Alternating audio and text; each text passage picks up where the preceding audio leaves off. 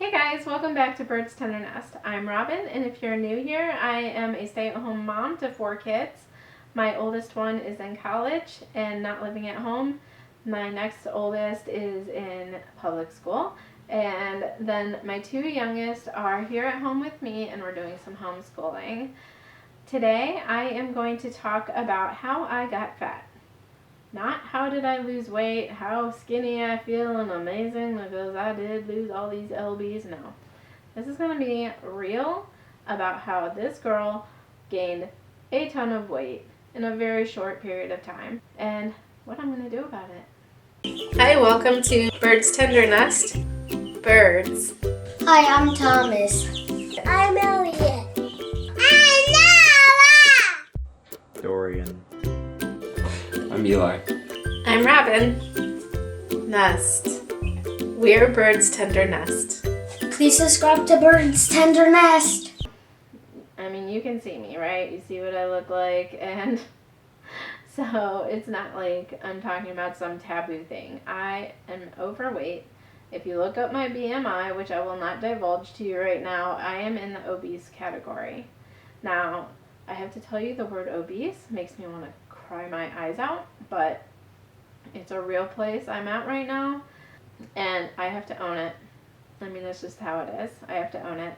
I'm 41 years old, I am obese, and I need to do something about it. How did I get to this point? Well, I started out this cute little chubby baby with these cute little chubby little cheeks, and I grew into this kind of normal sized child who's a little bit chubby but not like fat by any means. And I'd say about middle school era, I started to become very aware of my size to the point where I started altering my way of eating. I would say that if I was not at home with my grandparents, I likely was not eating. So I did lose some weight at that point. But then I would say in high school, when there was definitely no eyes on me because I no longer lived with my grandparents and I was very independent, we will just say, I got to a point where I got very, very, very unhealthy. I was in high school and I did not, it's not like I one day just was like, I'm fat, I'm going to stop eating. I'm an angry, angsty child.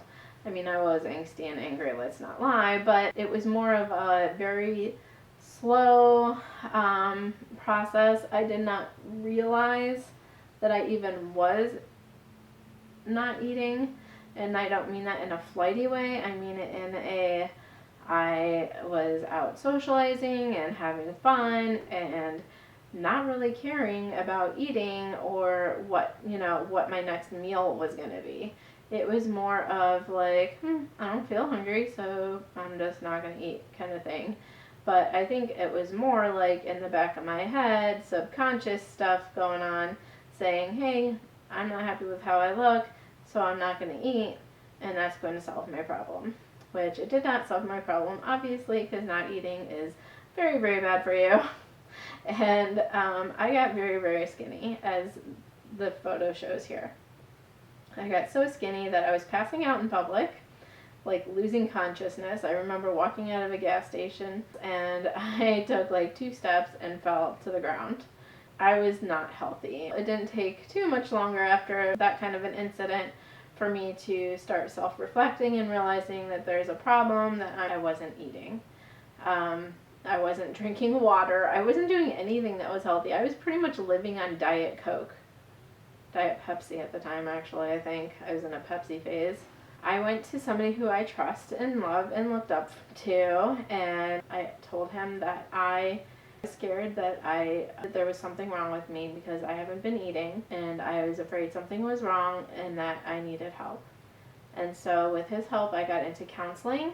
I was not in counseling for that long, but it helped me tremendously because I was back to eating and not even considering, not eating anymore. I was very young, but I got engaged, and then I got married at 19, and then I got pregnant on my 20th birthday. I'm pretty sure, if we did the math correctly, was when the conception date was. So on my 20th birthday, I got pregnant, and my first thought was, I am not eating healthy. I don't drink water. I drink a ton of soda, and diet soda no less. And, I'm eating, but not very much. I'm still eating like a bird, if we're being honest. And so I quit the diet sodas, and I started making myself eat like 3 squares a day, which when you're going from not eating very much, like when I did eat, it was small meals, to making myself eat like 3 square meals a day. My body didn't have any time to adjust. I went straight into that, and so I started gaining weight like crazy. I went from 110 pounds to 200 pounds on the day I gave birth. Obviously, giving birth, I lost a little bit of weight, but not much, and I held on to that weight for about a year. And then when my husband at the time left, I was left to be a single mom to a 1-year-old in an apartment I couldn't really afford by myself, and I just had to keep going. I had to move forward strong for my son. I kept going to work. I kept supporting us, and the one thing that I stopped doing was eating properly. Shocker. I was stressed out.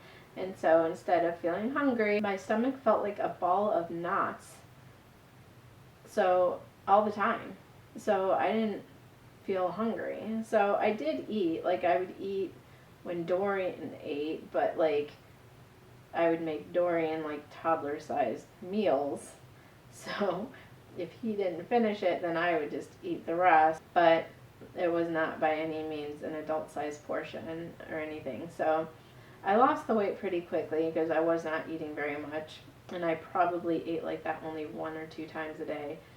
So stress being something that triggers me apparently into that, I lost a ton of weight in a really short period of time. Thankfully, I was young and my skin was nice and elasticy, and I didn't have any saggy skin. I didn't look bad after that kind of rapid weight loss, but I stayed at a healthy weight. I would say I teetered between like 120 and 130 most of my adult life, up and down depending on, how I was eating at that particular time. And then I got remarried, and fresh out the gate, we started the foster parenting process. Fast forward a little bit, we're licensed foster parents. They give us a call, hey, we have a baby that needs a foster home. We're like, we'll be right there. From the moment they put that baby into my arms, I loved that baby as much as I loved Dorian when they put him in my arms after I gave birth. And I know that sounds extreme, but it's true. Because I 100% believe that any child deserves to be loved with the full amount of love that you have to give. And so I believe that while they are in my home, whether it be for a day, a year, or for eternity, they will be loved to the fullest extent, and I will utilize every resource I have to make their lives as good as it can be. With that being said, the hardest part about foster care, in my opinion, as a foster parent, is the waiting and the unknown.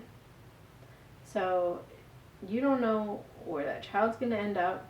You don't know if where they go is going to be suitable. Obviously, Children's Services does their best to their ability to, help the biological family be prepared to raise a child or to get their child back. But I mean, human beings are human beings. We're unpredictable. There's no way to know what's going to happen from the moment that child gets put into a home. I mean, there's no way. Nobody at Children's Services can predict it. I can't predict it. You can't predict it. The person themselves probably can't even predict it. Because, I mean, I can say what I think I would do in a situation, but until I'm in the situation, I don't know. Right? I mean, you know that. So I would worry all the time. The biggest problem with that is that, like, during the day, just like when I was young and a single mom, I would hold it together all day. I'd be fine. I would take care of the children to the best of my ability. When I was working, I went to work. I did everything I had to do. After the kids go to bed, a lot of the time we'll watch a movie or watch our TV shows or whatever it is that we do at night. And so during that time, I would be, instead of feeling the ball of knots in my stomach and not wanting to eat, I actually felt like I wanted to fill some kind of void of the unknown, is what I'm assuming looking back. I would snack. And snacking before bed is not really healthy. There were days when I would only snack a little, and there were days when I would pretty much have a whole nother meal. So right around the time when I realized I'd gained around 50 pounds, I became a Beachbody Coach, and I did really well with that. I lost some weight, more so I was losing inches, so because I was working out regularly. Then, I don't know, I fell off the wagon of that for no good reason. I actually recommend it. I enjoyed doing that program, but I would have to say life got in the way. We had a lot of hard times as a foster family, and it was a really stressful time. I'm not making excuses. I just fell off the wagon. And fast forward to now, okay, I have probably 70 pounds to lose, and I'd actually like to lose 75 pounds probably right now. My BMI puts me at obese, and I'm 41 years old, and my hormones are all over the place. Losing weight is not as easy as it was when I was in my 20s, and I most certainly don't want to do it in an unhealthy way like I did in my teenage years. So here I am. I've tried pretty much in my whole entire life almost every single kind of diet I've ever heard of. Plus, the average woman in America has tried all of the different things, and I've tried supporting friends who have sell things, and so I'll try their gimmicky thing. I'm done doing that. Okay, I'm gonna lay it out for you guys. Okay, the biggest problem I have with weight loss right now is not my age, it's not my hormones. I mean, it is those things, but the biggest problem I have right now is within myself. That problem is that when you have 10 pounds to lose, you work your butt off, right? You watch what you eat, you do whatever kind of diet you're doing, you work out, and you lose those 10 pounds, and you're like, yes, that was worth it. I lost 10 pounds, right? Well, imagine what it's like when you lose those 10 pounds and you still have 60 more to go. You have to do it 6 more times. That makes me feel overwhelmed, and I get overwhelmed and I just don't want to do it. It's like when I had the perfect analogy is when my office / homeschool room was our kind of catch-all room, right? And I would go in there and I would clean part of it, and I would be like, man, I spent the day in here, I feel great. I cleaned this part of the room and it looks amazing. And then you take a step back and you're like, oh my gosh, I really touched this room. I still have all of this to do, right? And then I just get disheartened and I feel overwhelmed, and I walk out of the room and I close the door, and I don't think about that room until I have to, right? Until I have to go back in there. That's what it feels like for me, having to lose this much weight. It's not just, a small portion of weight and then you're done. And then you just have to maintain, right? So, what am I going to do about it? What am I going to do from here, right?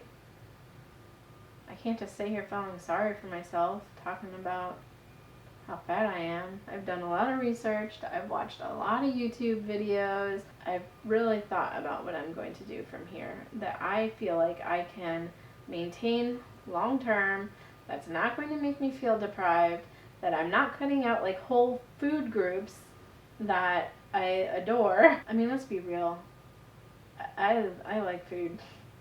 I don't want to feel like I can't have things ever. That just, I feel like, is going to set me up for failure.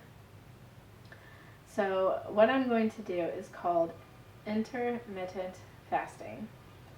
And I'm sure you've heard of it. A lot of people are doing it nowadays. I found tons of videos. There's even a TED Talk that I'll link below for you guys that gives some information on it. But what it is that you only eat during certain hours of the day. There's a lot of science that goes on with it, and I did not memorize the reasons why it works, but watch the videos, do a little research of your own. I'll put some links below on it, like I said, but basically you can do like 10 hours of eating and 14 hours of fasting. I mean, you can really do it however you want. You want to only eat for 5 hours, and then the rest of the day of fasting, you can do that. What I chose is to do 8 and 16. From a couple of the videos that I've watched, it's like, that's kind of the sweet spot.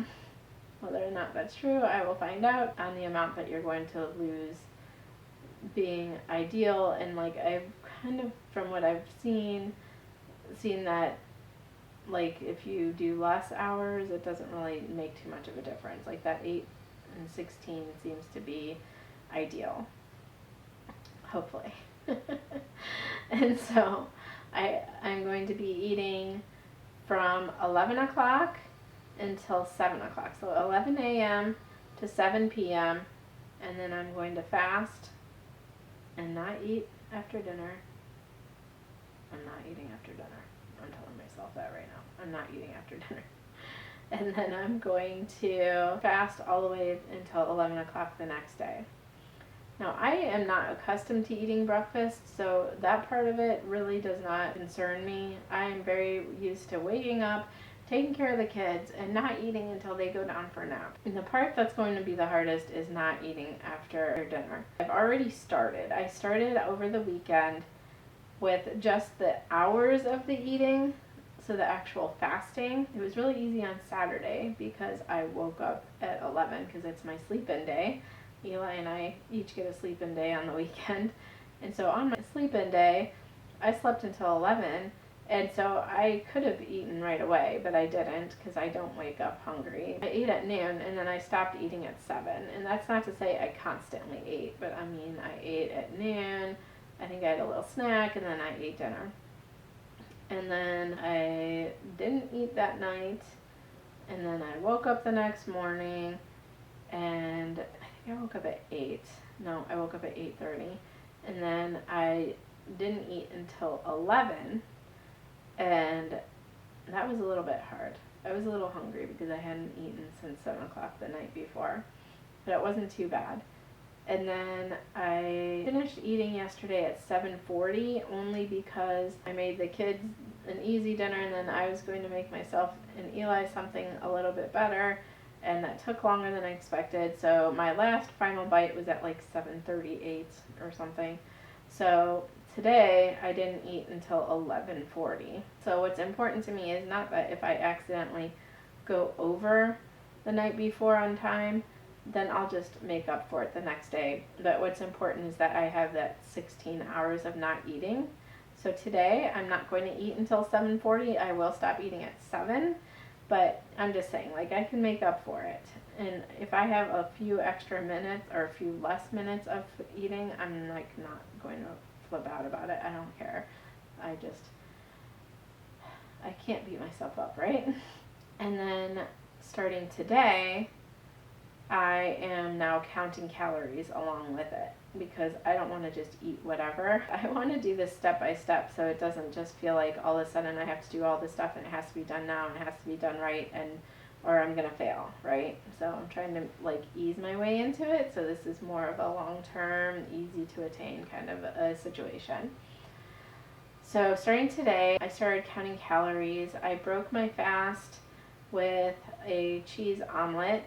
which was mostly because I need to go grocery shopping. But I just had a 2-egg omelet with a 1/4 cup of Colby Jack cheese, and it was good. And it was filling. But before that, I did have coffee, but it was black. During that time frame of fasting from, for me, 7 o'clock p.m. to 11 a.m., you can drink as much water as you want to drink. You can drink coffee and you can drink tea, but they need to not have any additives. So no sugar substitutes, no cream, no milk, nothing. Just black coffee, plain tea, and plain water, which I like plain tea and I like plain water. It's the coffee that's taking a little bit of getting used to. Thanks to some of my friends on Facebook, they actually gave me some tips, and one of them that really stuck out and has worked for me is adding some cinnamon on top of the grounds before you brew it, and then brewing it that way, and that cuts a lot of the bad flavor of black coffee. And it gives a little bit of cinnamon flavor, and that's kind of nice too. I think this is going to be attainable and something I can do long term as long as I keep my eye on the prize.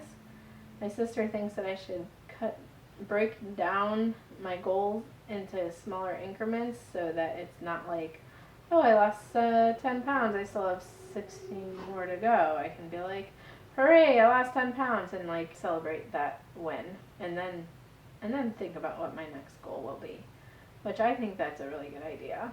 I'm going to try that. I don't really feel like it's in my personality, but I'm going to try it. And then the final key that I'm going to add later, once my foot heals especially, is going to be exercise. I am not going to be buying anything. I'm not going to be paying anybody. If I had $1 million, I totally would. I would totally just like pay somebody to like smack the like bad food out of my hand and like hand me a shiny apple. Or, you know, to tell me exactly what exercises to do and what form and all of that. But what I'm going to do is utilize my YouTube and my Google skills, and I am going to find weight loss programs. I actually still have my videos from when I was a Beachbody Coach, and then there's tons and thousands of millions of videos on, you know, Hulu and Netflix and YouTube that I can use too. But in the meantime, I do have a stationary bike, and then I have a treadmill, I have little dumbbells, we have kettlebells, we have those stretchy bands, we have the ropes that you do this with. We have all kinds of stuff that we can use. We have like a chin-up bar. My husband loves to buy things like that, and then we never use them. So my goal is to add that, and I'm not going to necessarily focus on cardio as much as I'm going to focus on like weights and stuff like that. I think that it might benefit me a little bit more because I want to get tone and stuff, and I know cardio helps with that, so I'm going to do some cardio, but I'm going to focus more on trying to get toned and like lean muscle. I hope that in 1 month I can give you guys an update and tell you that I'm still doing the intermittent fasting and that I'm being successful and I've lost a couple of pounds and I'm feeling better about myself. My goal will be 10 pounds in 5 weeks. The reason I'm doing this on here and saying this to all of YouTube is because just like that room in there, my office / homeschool room that felt so unattainable and so overwhelming that I never cleaned it. But then one day I said, I'm going to do a video on this, and I'm going to organize the heck out of this room, and I am going to get it to a better place. On YouTube here, I made a video, and I stuck with it. I'm hoping for that same kind of determination and success rate with this, because I really, in my heart, am hoping to be successful with this. If I am not, it is not the end all be all. By all means, I will still be a mother of 4. I will still be a happy wife, but I really hope to feel better in my own skin. Thanks for watching my video. Make sure to comment below if you have any experience with intermittent fasting, or if you're doing some other program, or if you want to offer some encouragement.